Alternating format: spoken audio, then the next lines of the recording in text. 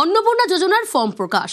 ভাতা পেতে form fill up করতে হবে, কিন্তু কিভাবে করতে হবে, কি কি প্রয়োজনীয় নথি প্রয়োজন, এই অন্নপূর্ণা যোজনায় আবেদন করতে কি কি লাগবে, সব থেকে বড় কথা এই প্রশ্ন অনেকের মনে।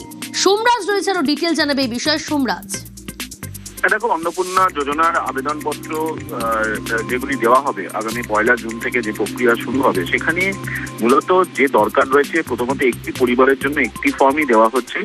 তাতে একাধিক জায়গায়, মূলত একাধিক নামের জায়গা থাকবে। শুধু তাই নয়, আধার কার্ড বা যে কোনো ধরনের সরকারি পরিচয়পত্র বা অন্যান্য যারা পরিবারের সদস্যদের রয়েছেন তাদের জন্ম তারিখ, এইগুলি পূরণ করতে হবে ফর্মে। পাশাপাশি পরিবারের সদস্যদের আধার নম্বর লিখতে হবে। এছাড়াও ভোটার তালিকায় যে কোন বুথের তারা ভোটার, সেই সংক্রান্ত বিস্তারিত তথ্য লিখতে হবে। ব্যাংক অ্যাকাউন্ট নম্বরে লিখতে হবে। একটি পরিবারের জন্য একটি মাত্র ফর্ম দেওয়া হবে। এছাড়াও যে ফর্মটি দেওয়া হচ্ছে সেই ফর্মে এটাও দিতে হবে যে পরিবারের কোনো সদস্যদের কোনো বীমা রয়েছে কিনা, বিশেষ করে পাশাপাশি কেউ কিষাণ ক্রেডিট কার্ড কারোর রয়েছে কিনা, কারোর মৎস্যজীবী ক্রেডিট কার্ড রয়েছে কিনা, কোনো শিক্ষার্থীর ক্রেডিট কার্ড, অর্থাৎ তুমি জানো যে ক্রেডিট কার্ড দেওয়া হয় পড়ুয়াদের, সেই পড়ুয়াদের কোনো ক্রেডিট কার্ড রয়েছে কিনা, ইত্যাদি এই তথ্যগুলি দিতে হবে। এছাড়াও যেটা গুরুত্বপূর্ণ অন্নপূর্ণা ভান্ডার নিয়ে, সেটা হচ্ছে কোনো সদস্য বা পরিবারের কেউ আয়কর ভুক্তভোগী রয়েছে কিনা, অর্থাৎ আয়কর দেন কিনা, বা কেউ কোনো ধরনের চাকরি করেন কিনা, কেউ সরকারি পেনশনভোগী রয়েছেন কিনা, এই তথ্যগুলি দিতে হবে। কারণ অন্নপূর্ণা ভান্ডার নিয়ে যে গাইডলাইন রাজ্য সরকারের তরফে জারি করা হয়েছিল, সেখানে স্পষ্ট জানিয়ে দেওয়া হয়েছে 25 থেকে 60 বছর পর্যন্ত বয়সী মহিলারা এই অন্নপূর্ণা ভান্ডারের সুবিধা পাবেন। কেউ যদি পেনশনভোগী থাকেন, আয়কর দেন, তাহলে তারা এই পরিষেবার আওতার বাইরে থাকবেন। সব থেকে যেটা গুরুত্বপূর্ণ, যে এসডিডি লিস্ট, অর্থাৎ এই যে এসআইআর প্রক্রিয়ায় খসড়া ভোটার তালিকা এবং চূড়ান্ত ভোটার তালিকা যে প্রকাশ করা হয়েছিল, এই দুই তালিকায় যাদের নাম বাদ গেছে তারা কোনোভাবেই অন্নপূর্ণা ভান্ডারের আওতায় থাকবেন না।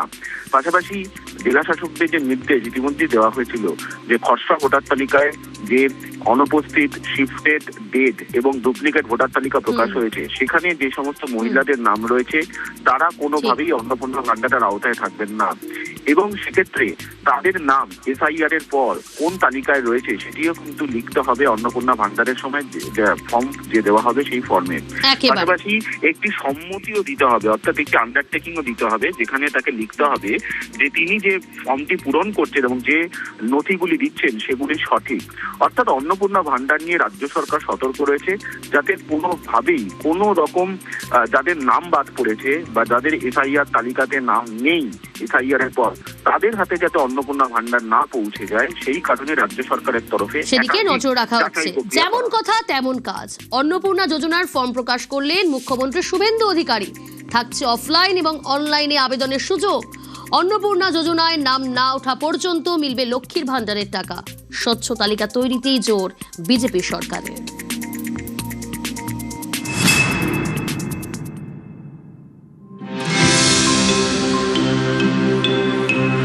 অপেক্ষার অবসান। নবান্ন থেকে অন্নপূর্ণা যোজনার ফর্ম প্রকাশ করলেন মুখ্যমন্ত্রী শুভেন্দু অধিকারী। 1 জুন থেকে আগামী 3 মাস এই ফর্ম পূরণের কাজ চলবে। অনলাইন ও অফলাইন দুই পদ্ধতিতেই আবেদন করা যাবে। আমরা আজকে একটি ফর্ম লঞ্চ করছি। মুখ্য সচিব, অর্থ সচিবের নেতৃত্বে পুরো প্রশাসন, অর্থাৎ জেলা শাসক, বিডিও, মিউনিসিপ্যালিটির ক্ষেত্রে সিও এবং কর্পোরেশনের ক্ষেত্রে কমিশনাররাও এতে যুক্ত থাকবেন। ওয়েবেল, আইটি সবাই মিলে একটি পরিচ্ছন্ন তালিকা কেবলমাত্র উপযুক্ত যারা প্রাপক তারা পাক, আমরা এটা চাই। কারা পাবেন অন্নপূর্ণা যোজনার টাকা? সরকারি বিজ্ঞপ্তি অনুযায়ী 25 থেকে 60 বছর বয়সী মহিলারা এই যোজনার টাকা পাবেন। সরকারি বা আধা সরকারি চাকরি করলে এই প্রকল্পের সুবিধে মিলবে না। পেনশনভোগী এবং আয়কর দাতারা পাবেন না অন্নপূর্ণা যোজনার টাকা। একই সঙ্গে যারা ভারতীয় নন, ভোটার তালিকায় যাদের নাম নেই, তারাও এই যোজনার সুবিধে পাবেন না। দীর্ঘদিন ধরেই অভিযোগ উঠেছে বহু ভুয়ো অ্যাকাউন্টে ঢুকেছে লক্ষ্মী ভান্ডারের টাকা। এদিন লক্ষ্মীর ভান্ডার প্রকল্পে বেনজলের কথা বললেন মুখ্যমন্ত্রী শুভেন্দু অধিকারীও। বাংলার প্রথম বিজেপি সরকারের টার্গেট স্বচ্ছতা।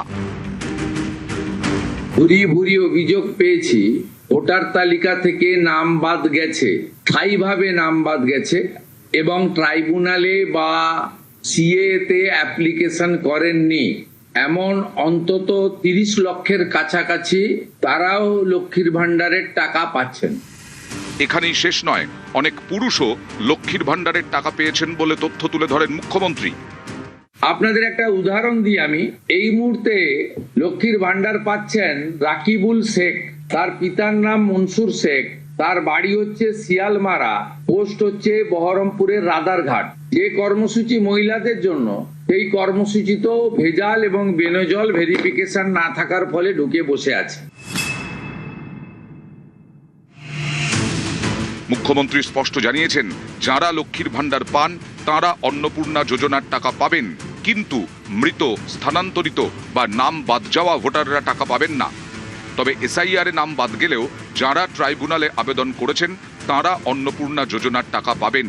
সিএএ অ্যাপ্লিকেন্ট অথবা অ্যাডজুডিকেটের পরে যারা ট্রাইব্যুনালে আবেদন করে রেখেছেন তারা কিন্তু ব্যতিক্রম।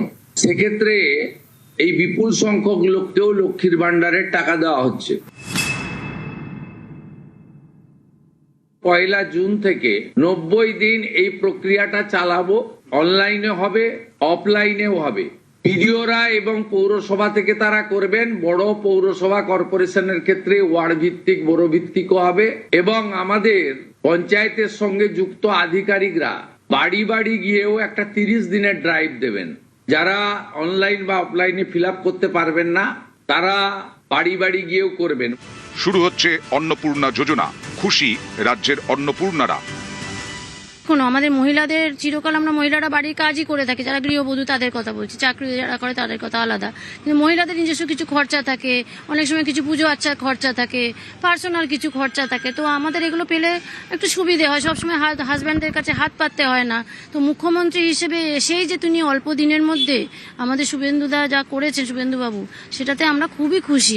আমরা অনেকটাই খুশি আছি, গর্বিত আছি। আর যেটা আমাদের জন্য বলছিল করার কথা, সেটা আমরা সামনের মাসে থেকে 1 তারিখ থেকে পেয়ে যাব।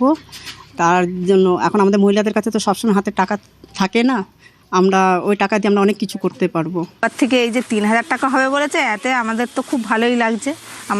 আমরা খুবই উপকৃত হব, কারণ এটা আমাদের একটা নিজস্ব টাকা, আমরা নিজেদের মতন করে চালাতে পারবো। রাজ্যের প্রায় 30 লক্ষ মহিলা লক্ষ্মীর ভান্ডারের টাকা অনৈতিকভাবে নিয়ে আসছেন, এমনটাই চাঞ্চল্যকর তথ্য সামনে আনলেন মুখ্যমন্ত্রী শুভেন্দু অধিকারী। আর সেই কারণেই আগামী দিনে স্বচ্ছ তালিকা তৈরি করে অন্নপূর্ণা যোজনার টাকা দিতে চাইছে রাজ্য সরকার। ক্যামেরায় বিপুল ঘোষের সঙ্গে ভেঙ্কটেশ্বর লাহিড়ী, নিউজ 18 বাংলা, কলকাতা।